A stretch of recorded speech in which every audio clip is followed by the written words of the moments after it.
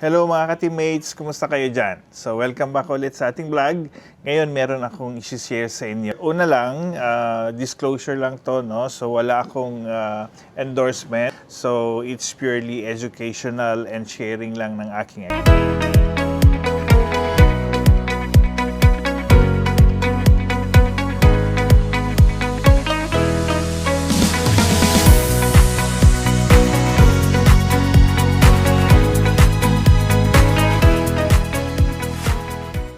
So, story time lang, nung bata-bata ko, hindi ko masyadong namomonitor yung blood pressure ko.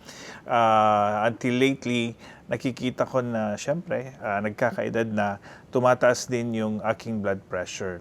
I just don't know kung dati mataas na siya at ngayon ko lang nakikita dahil namomonitor ko. Ang problem kasi is, ang hirap i-monitor yung blood pressure, no? So lalo na kung very active ka, parang wala ka namang nararamdaman, tapos yung access mo sa BP monitoring devices ay mahirap. Kasi kinakailangan mo pa ng mga bulky na monitors. Like for example dito, yung mga cuff dati, yung mga aneroid, dati pa nga may mercurial pa yung ginagamit na BP. More than that, parang hindi ka masyadong particular doon sa pagmo-monitor. But since lately, sabi ko, nakikita ko na tumataas na yung blood pressure ko, I really need to monitor my blood pressure. Okay? But again, same pa rin yung problem ko. Bulky yung mga monitors, no? So kinakailangan mo pang pumunta sa clinic or dapat nasa clinic base ka para magkaroon ka ng yung regular na mga monitors na may cuff pa, no? Pinupulupot pa sa kamay, no? So again, deterrent pa rin yun sa aking monitoring, sa aking personal. I don't know about you, no? Pero sa akin, hindrance pa rin ito ng regular monitoring. So ang ginawa ko is na baka may mas magandang monitor na easily available kung kailangan mo. Or like for example, any time of the day, isang pindot lang makakakuha ka na ng result. So first, I resorted to yung Apple Watch. No? So yung Apple Watch, kumuha ako kasi ito meron siyang ECG monitor, heart rate monitor. So nakikita din niya yung oxygen saturation mo. Pero ang isa sa mga wala sa gusto ko sana is yung BP monitoring. So may mga apps siya na pwede mong ilagay pero it depends more on yung light saturation, no? So wala kong makitang same principle as yung medical grade na BP app na meron siyang cuff, no, na naggumagawa ng pressure, pressurize niya yung flow ng blood para ma-detect mo yung blood flow. So, yun yung naging problem ko dito. I don't think na makukuha mo yung accurate na blood pressure by just the emission of light, no, doon sa blood flow. Until sa time na I came across to this one, no? Okay? This is Huawei Watch D2. Okay, so ang kagandahan nito, meron pala siyang cuff, no? To nakikita niyo to.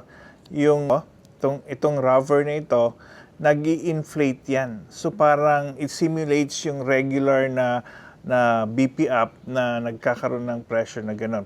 Pressurize niya yung blood flow and then doon niya madidetect yung pulse niya. So I think this is closer in terms of accuracy kasi meron siyang itong BP cuff. I use din yung wrist cuff na Omrons. Pero ganun pa rin bulky pa rin, kinakailangan mo pa rin ilagay sa bag mo or dala-dala mo siya na nakabox pa rin. Not like neto, na easily available. So you just have to use it regularly. And then dito, it's easily accessible. Okay? So you just have to click on it. Yan. So on this side, click mo.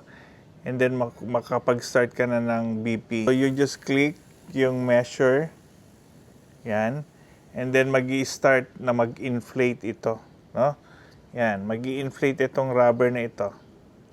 Yan, magi-inflate yan. So sisikip ng sisikip and then makukuha niya.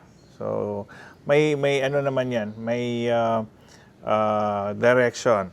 kung paano gamitin. So pagka gagamitin mo siyang ganon, use it as a regular watch, and then you have to click measure, and then lalagay mo lang siya sa heart level, and then makukuha mo na yung result na sumisikip. No? Sumisikip yung cuff niya. Hindi ko makita kung alam kung makikita niyo to. So, yan. So, nag-compress din. Okay? So, ang nagiging tanong na lang is, how accurate yan? So, may mga studies naman na pinrovide si Huawei, no? Na mataas yung accuracy nito.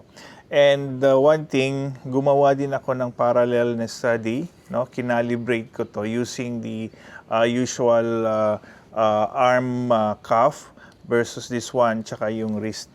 Ang calibration ko dito is +5 for the systolic and diastolic. So, kunyari 100 over 70 yung regular BP cuff, dito magiging 105 over 75. So, more or less, +5 palagi ito. But again, still, as accurate as yung arm cuff, pero at least during the times na kunyari nasa field ka o may ginagawa ka, nagda-drive ka, or nasa office ka na wala namang available na cuff, you can always use this one any time of the day. And at least meron kang basis talaga kung nagkakaroon ka ng hypertensive emergency na kinakailangan mong i-verify sa arm cuff, and eventually you can take your medicines or you have to consult your physician. Okay? So again, hindi ko po in-endorse to. Walang binabayad sa akin. But I just want to share na meron na po tayong watch na meron talagang actual cuffing, yung talagang pre-pressurize niya. Hindi lang nagdi-depend dun sa light rays na ine-emit nung likod ng watch, and mine-measure niya yung blood flow lang. Okay? So this one, I think is practical na pwede nyong gamitin as a primary or first line ng measurement nyo. Yun lang. If you want to check this out, no?